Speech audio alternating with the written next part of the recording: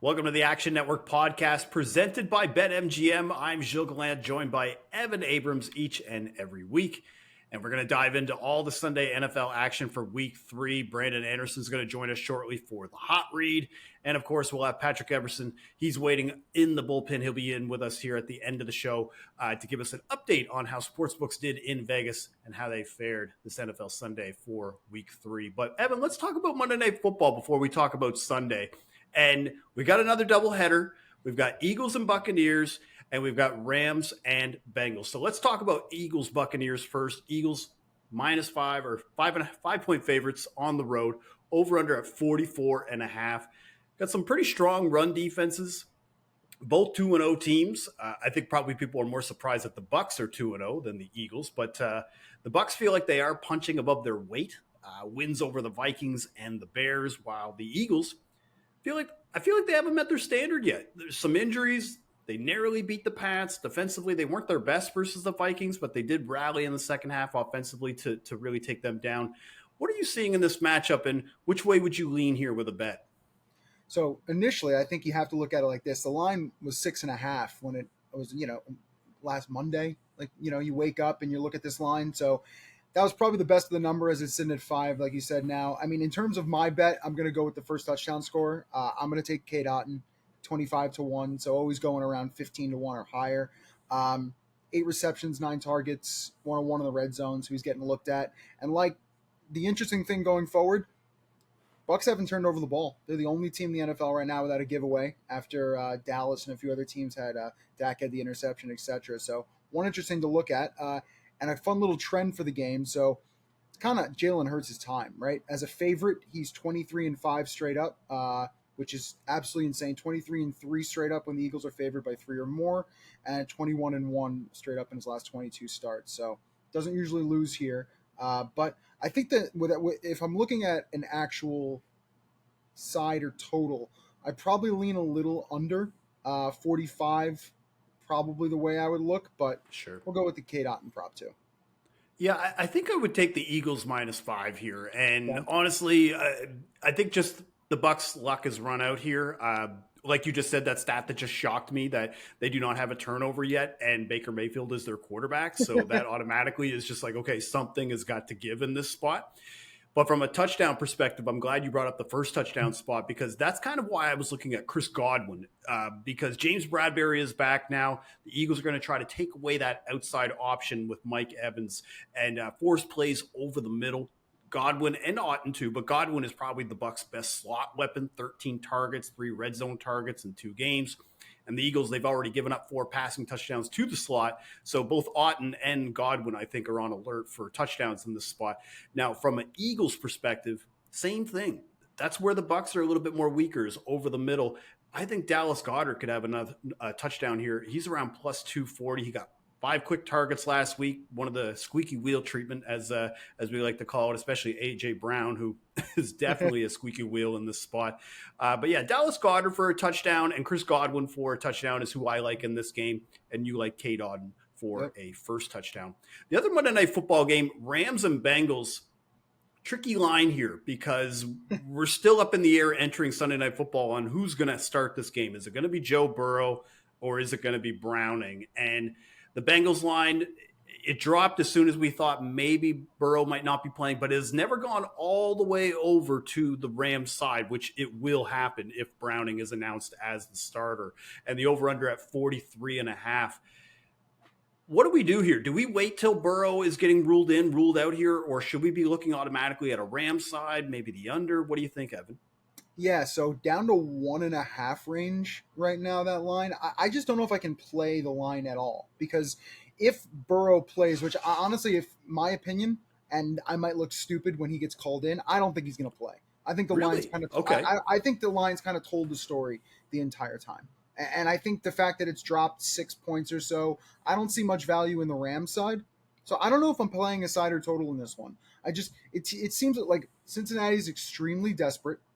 The Rams have, to me, outplayed their expectations. 100%. I didn't think they'd look like this. So I just think it's more of a, listen, Don't need to gamble, especially on a spread or total in every single game. I think you can find value in other places. I honestly think this is one where you sit back and watch because Cincinnati's super desperate and Rams, outgoing their expectations. It's a bit of a pass in that area for me. Just a little scared. I at least want to watch them play, especially if Burrow's gonna play and he's gonna go out there. He's not 100%. Well, that's what I was going to say. Even if he does play, what kind of Burrow are we even getting? Correct. Like, is it what we saw in week 1 and week 2? And the Bengals don't want to go 0-3. You talked about do you want to gamble on this? Are the Bengals going to gamble here and put Burrow out there and potentially risk him to further injury, especially because the Rams, as you just mentioned, they look feisty. They gave the Niners like everything they could have. Kyron Williams, he looks like a star. 4 touchdowns so far through 2 games. So I think if Browning plays, I like the under. If Burrow plays, that means the line's going to shift back to Cincinnati. Then I like the Rams to cover in that spot just because I still do not like what we've seen from Burrow. From a touchdown perspective, I'm not gonna try to overcomplicate it here. I think we just got to go Jamar Chase touchdown, Browning or Burrow. I mean, he's around plus 120. The Rams. Part of the reason why you almost want to look at this because the Rams only have 3 sacks in 2 games. They did shut down Geno Smith in that offense, but they haven't really got a lot of pressure through 2 games. And fun fact, in his career, Jamar Chase has not gone 3 games in a row without scoring a touchdown since his freshman year at LSU. So This is the 3rd game. So I like him to be able to get in on this spot. All right, let's start looking at the Sunday games. Favorites go 8-5 straight up and against the spread entering Sunday Night Football. Home team, same record, 8-5 straight up and against the spread. And the totals go back towards the under, 8-5 this week entering Sunday Night Football after a 13-3 run to the over in week 2. And Evan, it pains me as a Cowboys fan that they have to be in the A block for this reason, but we've got to talk about the Cowboys and Cardinals because it was the biggest upset of the day. Cardinals win 28-16. Cowboys lose as 11.5-point favorites, and the total just goes under. Just goes under. It's 28-16. Marquise Brown, that late touchdown, did not seal the over in time. Dallas wasn't able to score more points. What do you take of this? Do you think this is just Cardinals playing feisty, or is this the Cowboys being the Cowboys and letting us down when we have high expectations? Okay, so to answer your question, and then I'll give you a fun little nugget. I think Arizona's outplayed expectations all season. It's the reason they're 3-0 against the spread. It's the reason, Dobbs hasn't been fantastic, but he's doing enough. And I think it's the defense that's really kind of outplayed expectations a bit, really staying in games. And I just think everyone looked at the roster, everyone looked at the situation, even, the coaching expectations, and kind of said Arizona's just going to be awful, right? Especially when I remember the day Colt McCoy got cut. And everyone was like, oh, God, this is it. Everyone should bet no wins. Everyone should bet all this stuff. They just look a lot better. So it's interesting to even think about they're getting 14 points in San Francisco next week, which we can talk about in a second, which is a little fascinating. But to kind of set up the day, so 3 teams at over a touchdown underdog won outright on Sunday. Yep. That is the first time that's happened since December of 2018, all in the same day. So just an absolute day of chaos. And I think we're right to start here because this was the shocker of all shocker. And I think it's the shocker of all shocker because nobody, and I mean nobody, wants to bet on the Cardinals. Okay, let's talk about that a little bit more, Evan, because you talked about this now. The Cardinals are 3-0 against the spread this year, but based on your tracking and what we have here at Action Network, they're one of the least bet teams through 3 weeks, yet they're winning at such a great rate. Tell me, what is going on here?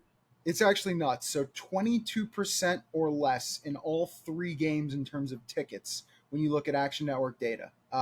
And no team has closed with 25% or less in the first 3 games since the 2012 Dolphins. And the Cardinals would be the first in the last 20 years to do it while going 3-0 ATS, which isn't crazy, but it's a story. Like from a gambling point of view, this is wild. They closed with 18% of tickets today, double-digit home dogs, which double-digit home dogs now like 73-51 over the last 20 years. So seems to be like a blind bet usually when you see those on the board, but Cardinals also under 20% of tickets in back-to-back games for us. That hasn't happened That hasn't happened since 2014. So it's just, and that's crazy because if you think about it too, just from a trend perspective, Dak Prescott been a double-digit favorite 9 times in his career. Cowboys were 8-1 straight up and 6-3 against the spread in those games. Even if the Cardinals were going to keep it close, maybe they, late touchdown, they cover. I don't think anybody was thinking of an outright win for the Cardinals, especially like people like myself and other people, sharp people I know, looking at Cardinals' worst record, under win total, maybe looking at only 1 win for the year. And from a going forward perspective for the Cowboys, like I'm not ready to say, oh, the Cowboys are done, they'll never win. But when you lose like that, and you see how Philadelphia is performing and San Francisco taking care of business, it's pretty clear the Cowboys are still a tier below in the NFC. All right, let's talk about Broncos Dolphins. Dolphins win 70. That's right. They put up 70 points, not 70 combined points between two teams. 70 points. They win 70-20. They win by 50 over the Broncos today. Dolphins were 5.5-point home favorites with the over-under at 47.5. They covered the total single-handedly by halftime in certain spots. And Russell Wilson now 1-9 straight up in his last 10 road starts. Yeah, I guess the situation here, which is a little bit intriguing, is what do you take away from this game, right? Like, okay, they scored 70 points. Okay, they won by 50. But how do you gamble on these teams like next week, right? Like, or the week after? Or it's just, I think it's really tough to get a read on Miami. I think that's my takeaway from this. When we didn't have Waddle in the lineup, I think a lot of us thought, 6 points, 6.5 points, good value with Denver. It hasn't been Russ. Russ has looked much better than previous years, but it just didn't matter. I mean, as soon as you saw Tua hit Tyreek on, I believe it was like the first pass of the game for like a long 50, 60-yard touchdown, it was like, they can't do anything. Like, they can't guard them at all. So I guess that was especially because Miami's backups outscored Denver today, 21-20, man. Like, and here's the deal: like Russell Wilson, we've crapped on him in this podcast. I know I did pretty much every week last year, and sometimes in the opening couple of weeks. But you can blame Russell Wilson all you want. He doesn't play on defense. This is Sean Payton's team. Sean Payton's team is the one who gave up 70 points. So before we start saying Russ is the reason and all that stuff, Peyton, you need to look in the mirror here. I mean, listen, Denver D allowed 122 points through 3 games. It's the 7th most all time. I don't think the 70 points does the job, but I believe they were maybe 5th most entering this week. Right, but the Broncos have only scored 69 points for the entire year. Like, the Dolphins scored 70 just in this game. Like, I'm not saying a fireable offense, but this is the ugliest loss probably in Broncos history in a long time. I'll say this, though. So right now, Tua is the favorite to win MVP. As McDaniel's the favorite to win Coach of the Year. And Tyreek's the favorite to win Offensive Player of the Year. So I don't exactly think that the Dolphins are going to go undefeated and this is never going to change. Like, I think we're going to get the NFL roller coaster. And speaking of NFL roller coasters, Miami at Buffalo next week. Beauty game. They would be Miami right now underdogs. And if I look at the board right now, 2.5-point underdogs. They would be the 12th team to start 3-0 straight up and 3-0 against the spread and be a dog in week 4 in the last 20 years. So maybe happens once every 2 years or so. Those teams, though, 2-9 straight up, 3-8 against the spread. So we'll see what happens. Yeah, and that game, the Dolphins are going to move closer than 2.5 by the time we get to kickoff. I have a feeling that they're going to be very public dog this week, especially after putting up 70 points. I'll have that in my memory for a long time as far as that goes. And Evan, more memories are made when you're there for live NFL action. And when you need tickets, our friends at Ticketmaster have got you covered. As the official marketplace of the NFL, Ticketmaster gives you more ways to find your perfect seat. Their interactive seat map gives you 360-degree previews of your sections to make sure you have the best view of those pivotal plays. And if your plans change, Ticketmaster gives you more flexibility to sell or transfer your tickets. Plus, mobile tickets make getting in on game day a breeze, and you can even customize your Ticketmaster app to rep your team's colors. Find tickets today at Ticketmaster.com/NFL. All right, now time for the hot read from our own Brandon Anderson. Brandon, what have you got for early Week 4 lines?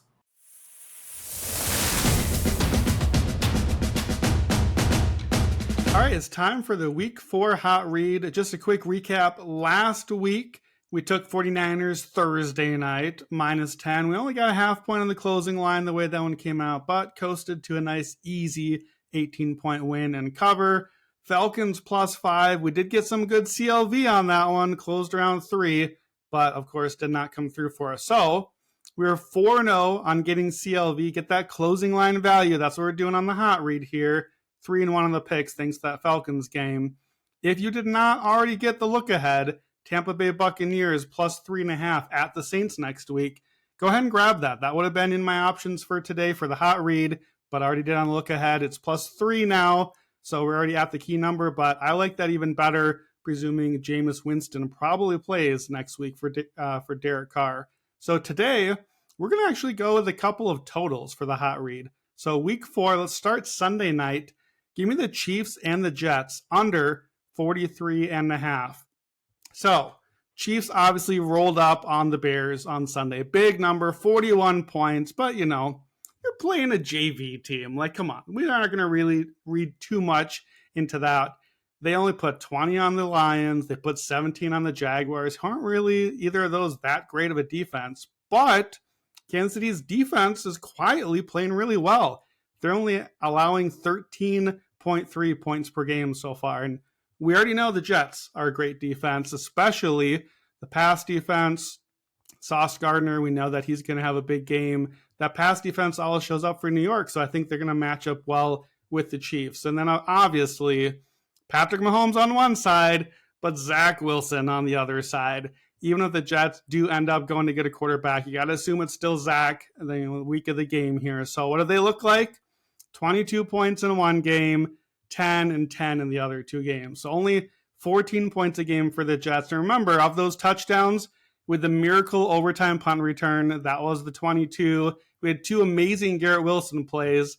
That's about it. So if you look back on the season, Jets games have been at 41 or below. Remember, we're 43.5 here.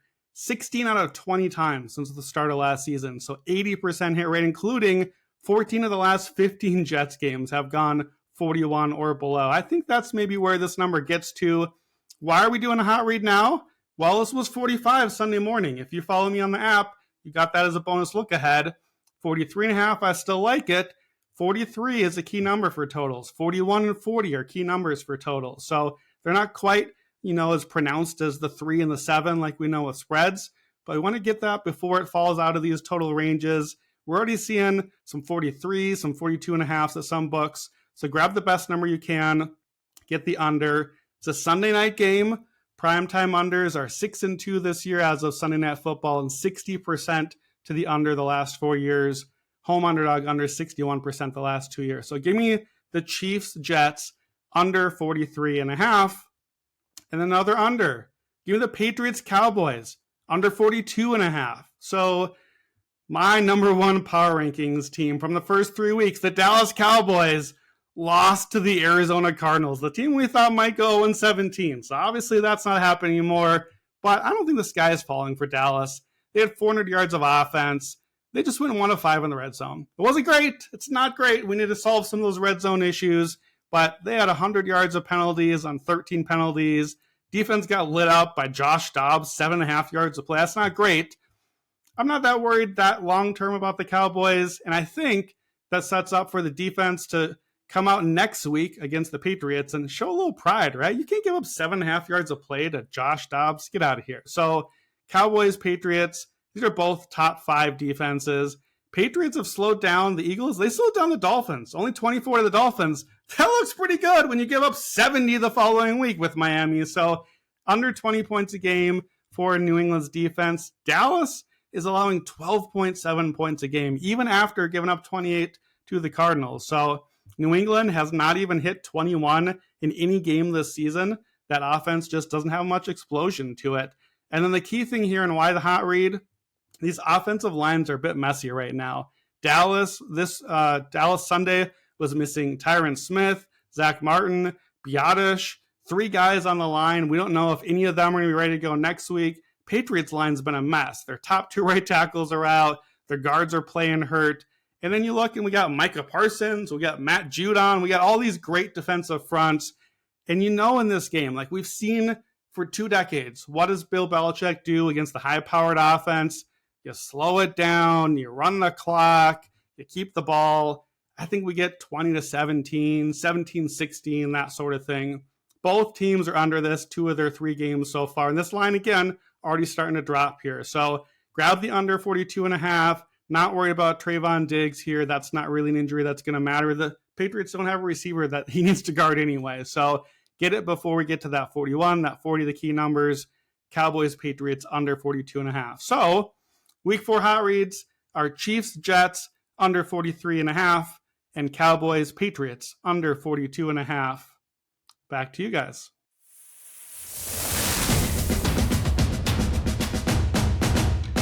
Thank you, Brandon. Evan, let's look at Chargers Vikings. Chargers win 28-24. Chargers as 2.5-point favorites with the over-under at 52.5. It falls just slightly under, and the Vikings are now 0-3 in one-score games, with the luck gods smiting them after going 11-0 in 2022. It's the fumble luck. I believe they fumbled like 8 times or so this year already, which is absolutely insane. And then when you try to look forward and you say to yourselves, okay, well, maybe there's a spot to bet on Minnesota next week. You look at the board and you say, oh, great, they're at Carolina. And if you watch Carolina play today, maybe it's Andy Dalton. Maybe we get Bryce Young back again, but I don't even know how to play that. I guess from this game specifically, Keenan Allen had 18 receptions. That's a Chargers record. I don't know how you ignore that. And a passing touchdown today. Yeah. I think at one point he had more passing yards than Zach Wilson. I saw that going around. So that was a fun one. I think one of the most – I'm a stat guy. I love all the little nuggets and all the little trinkets that have to do with some of these games. So hearing that the Vikings are 0-3 and Kirk Cousins leads the league in passing and Justin Jefferson leads the league in receiving – the only thing I need to say other than that is it's been on the defense. There's just been a lot of issues, and it hasn't looked great. And I believe they blitzed Justin Herbert on like 80% of snaps today. So that was just going all out, but it just hasn't worked. So that's probably the other one, great bet by Brandon Anderson. Plus 7.5 for both teams in this game. Oh, he middled. Yeah. It was about even money. You knew that this game was going to fall between that. Great bet. Yeah, the second half was wild, man. They were trading touchdowns. I don't think the Chargers have stopped the pass since 2021. They are awful in the secondary. J.C. Jackson, their prized offseason acquisition last year, he was a healthy scratch. But we got to talk about the end of this game because Brandon Staley gift wraps them the game. Goes for it on 4th and 1 on his own 20-25. They don't convert, just says, go ahead, Vikings, you can take it. Go ahead. And then Kirk Cousins, I'm good. You can have it. And throws the ball to Hawkinson, tips it up. The just dumbass interception in the end zone to end the game. Like, these two teams are the Spider-Man meme. Like, they're pointing back at each other. Like, just they're the same team. These games are so entertaining, but if you bet on either side, you get what you deserve. Like, that's kind of how I feel about it at this stage. I think the funniest thing is, before the game kicked off all week, both teams were saying to each other, oh, you can be the favorite. No, you can be the favorite. No. It literally, anyone could have won this game. It was a crazy bet. Well, had they converted that touchdown, Vikings would have won. Total would have went over. Instead, under bettors are laughing their ass off, and Chargers bettors are wondering, how the hell did we cover that? So Saints-Packers. Packers win 18-17. Total goes under 42.5. The Saints ended up being the favorite by the time we got to kickoff because of all these injuries that got reported with Aaron Jones, Dave Bakhtiari, Christian Watson, and huge comeback. They were trailing 17-0 entering the fourth quarter. They come all the way back, and now Matt LaFleur coach teams move to 16-5 against the spread as a dog and 4-0 against the spread with Jordan Love. I think the thing you take away from this game, so it's probably 2 things. Derek Carr, I believe we're being told it's an AC sprain, so probably not back next week against the Bucs, but potentially at New England in a week or 2. So we'll probably see Jameis Winston. And then from the other side, Jordan Love, man. No left tackle, no left guard. No starting running back. Yeah, no starting running back without a number 1 wideout. Without a fourth quarter. Like, it's just 18 nothing fourth quarter over the Saints. First home game, he looks very composed is the word I'm going to use. The only thing I would say though, just from a Saints perspective, is I feel like they put themselves in the position to win the game, and then the kicker groupie misses the game-winning field goal. It wasn't like it was like a 55-yarder. It was anyway. The Packers may have covered anyway, but the point is that Jameis Winston, I thought, was going to be a complete disaster when he came in for Derek Carr, and wasn't too bad. Like, he could have converted a couple of third downs, but if they have to go forward with Jameis, I'm not as upset that Derek Carr is hurt in this offense, just because when he is in scoring territory, he is just atrocious. The fact that they scored a touchdown, Jimmy Graham scored a touchdown in this game of anybody. He was only around plus 650 though to score. Colts Ravens. Colts win 22-19 in overtime. The under hits at 44.5, and the Ravens were 7.5 point home favorites. Minshew mania. But he finally beat a good team. I think that was the one thing that really shocked me. If you think about Gardner Minshew's time in the NFL, he has faced 6 teams above 500 in his career. He was 0-6 straight up and 1-5 against the spread. Pulls out a nice win there. And Lamar Jackson, this was actually the more surprising trend when I found out. I was researching it. Lamar Jackson now, since 2021, is 2-12 against the spread as a favorite of 3 points or more. That is shocking to me. I mean, it goes with this one, right? 23-9 straight up, 11-21 against the spread as a home favorite. So he tends to not cover in these spots. But I think the thing that you mentioned, which is probably the thing to mention in this game, is Minshew played well. And the Colts might just be a little bit better than we thought, because they've played well with Richardson. They've played well with Minshew. Now they get back-to-back home games, Rams and Titans.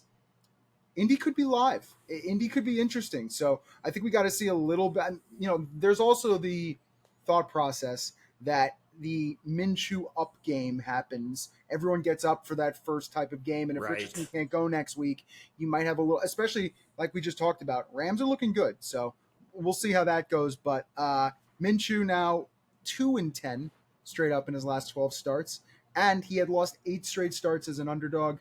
That's all snapped. So. But listen, Baltimore had opportunities here, but yes, if we're going to be fair, they had like 8 to 10 players, 8 or 9 players in the game. So Baltimore was decimated by injuries, and this line at maybe 7.5, 8, even 8.5 earlier in the week was just too high.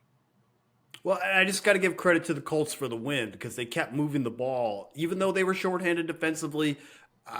And I think defensively, the Colts is where they stood out, because outside of Lamar scoring in the red zone on those 2 touchdowns, especially in the fourth quarter and overtime, Ravens just could not move the ball and not convert on third down the way that they were in the first half and moving.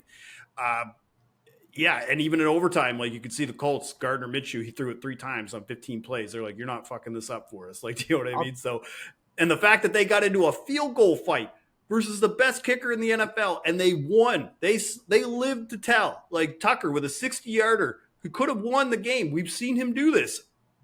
Just comes up short. So that's the difference, really, in this game. The fact that Justin Tucker could not nail a 60-yarder to push the Ravens past the lowly Indianapolis Colts. All right, Panthers Seahawks. Seahawks win 37-27. It might have seemed like a shootout, but the Seahawks just were going like crazy offensively. Seahawks 4.5 point favorites. They cover very easily. Over hits also easily at 43.5. As I was saying, Kenneth Walker just ran all over them. But I will say, I do feel like Carolina got hosed a little bit. It was a bit of a flag festival in this game. There were 21 combined penalties, 165 yards, and Carolina got 13 of them. I just found that to be wild. The line movement for me was fascinating. This line the entire week, we saw Dalton come in, then we saw the line move down to 5. Everyone was kind of valuing Dalton a little bit better than Bryce Young, it seemed. So it was interesting. I know, the guys on the Chad and Simon on the favorites, a bunch of people liked Carolina. They felt that the 5 points, and honestly, there was points in this game where they were covering. They probably could have found themselves inside the number. But I guess my takeaway is, if it is Andy Dalton going forward, you've got the Vikings, you're at Detroit. He seems like he's going to keep you in these games.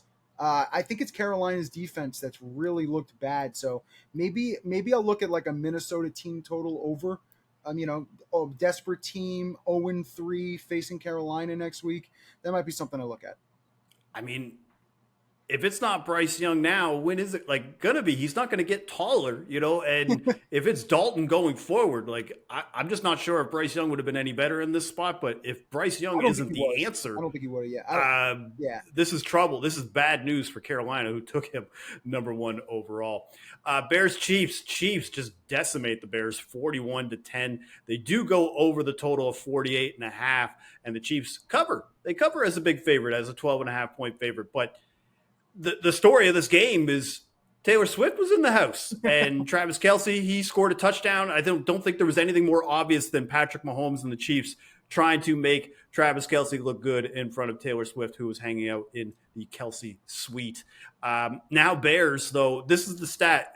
Chad Millman brought it up last week. We got to keep talking about it. When opponents score 20 or more points on the Bears, they are now 0-19 straight up in Justin Fields starts. All 5 wins that he has in his career, the opponent scored less than 20 points.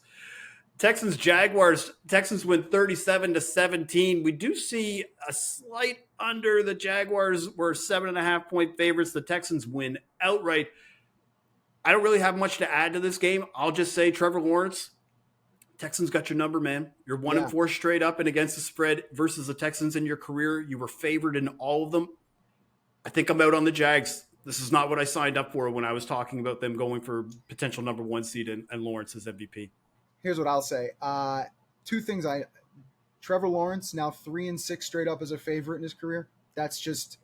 I'm going to have to actually, after the show, look in our Bet Labs database. I wonder how many quarterbacks are 3, 4, 5 games under 500 straight up as a favorite, because definitely doesn't happen a lot. So that's my one note. And the other one, CJ Stroud, man, that guy does not look like a rookie.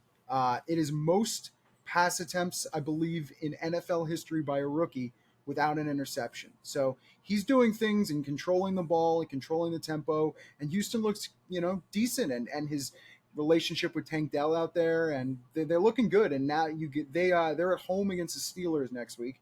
That line, they're getting 3.5 points. So we're watching the Steelers right now on Sunday Night Football. They look, all right in Vegas, but they're competent. Well, Stroud is probably up now for Offensive Rookie of the Year because Bijan Robinson, he scored a touchdown earlier in the season, but didn't look great in week 3. Desmond Ritter's kind of holding him back. If there's a competent quarterback out there in this market and he's playing well and doesn't get hurt and puts up just half decent stats, he's probably going to win Offensive Rookie of the Year. So CJ Stroud is somebody that you definitely want to consider right now if you're already staked with Bijan. Falcons, Lions. I'll go one more. Jags offense. That's the other one that's absolutely insane. Between Kansas City's defense last week, which we now know this might be one of the best Kansas City defenses under Mahomes. They just look fantastic. But that week mixed with this week, and now Jags go back-to-back in London, I don't know how they're going to get that fixed. So that's definitely one thing to look at. Yeah, Falcons, Lions. Lions win 20-6. Total goes way under at 47.5. Lions win as 2.5 point favorites.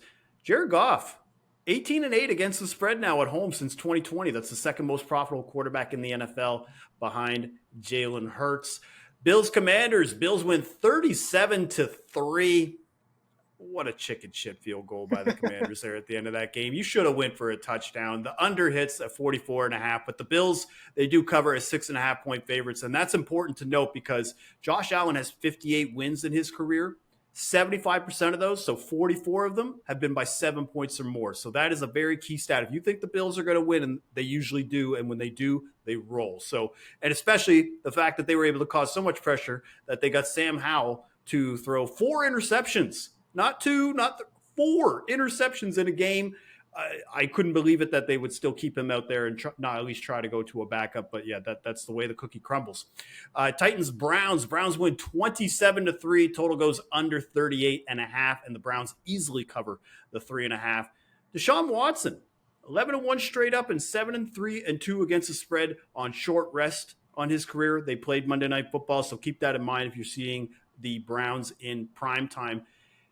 And this is the Deshaun Watson we've been waiting to see, Evan. 289 passing yards, 2 touchdowns, some rushing yards for first downs. Like we can say some nice things about him, but he's got to play better. But at the same time, Browns defense, they wiped the floor with the Titans. 94 total yards on offense, no first downs running the ball when you have a Derrick Henry running back led offense. Tajay Sharp, or Spears rather, outsnapped Derrick Henry today. One of the weirdest things I've seen. The Titans definitely are broken.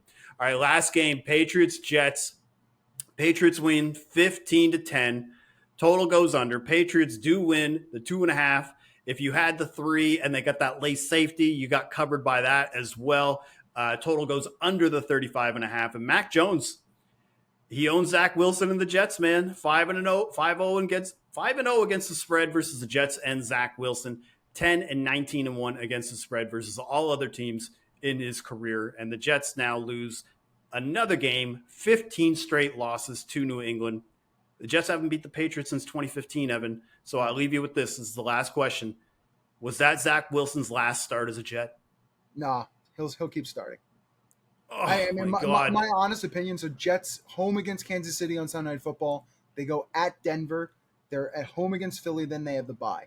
I think at minimum, he's going to start that KC game. And I understand, listen, you're throwing him to the Wolves because primetime game, KC's defense looks great. Things seem to be humming well in Kansas City after the Detroit loss. You know, their offense seems to be keeping up. And, you know, I just think this isn't it.